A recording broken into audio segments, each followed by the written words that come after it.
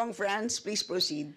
Thank you, Madam Chair. So, ang ibig sabihin nito ay kahit na binigyan natin ang Office of the Vice President na second round, no, second time around na magpaliwanag do sa budget at magkaroon tayo ng pagkakataon na siya ay matanong dahil ito naman po talaga yung mandato natin dito sa Kongreso, no.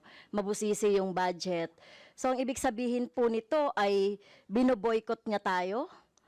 Pagboboykot ito, Madam Chair, dahil wala pang akong natatandaan na ahensya ng gobyerno o executive branch na binoykot ang Kongreso dito sa budget hearing and deliberation.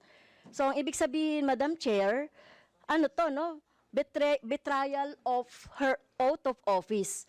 Kahapon nakita ko yung kanyang video na ginagalang niya yung power of the purse ng Kongreso. Alam niya na tayo po yung nag-allocate or nagbabudget or nag-approve ng budget ng lahat ng ahensya. So dahil pinapaubaya niya na sa atin ito, na hindi niya man lang i-defend, kasi ang laki-laki nung, Madam Chair, yung budget for socio-economic program delivery, socio-economic projects and stakeholder. Ang ibig sabihin ba niyan, inaabandonan niya na yung pinaplano niya siguro na mga constituents niya, na bibigyan niya nitong mga programs na ito.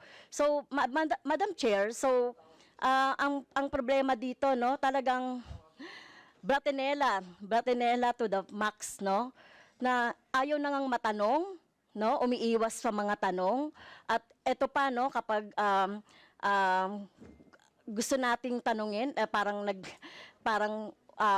hindi uma-attend doon sa no. Kaya talagang Madam Chair, siguro later on kung ano yung later on na lang po, Madam Chair, yung aking magiging pasya, no, dito sa magiging budget at recommendation sa budget ng OBP. So pasensya na po ang taong bayan, binoykot tayo ng Vice President.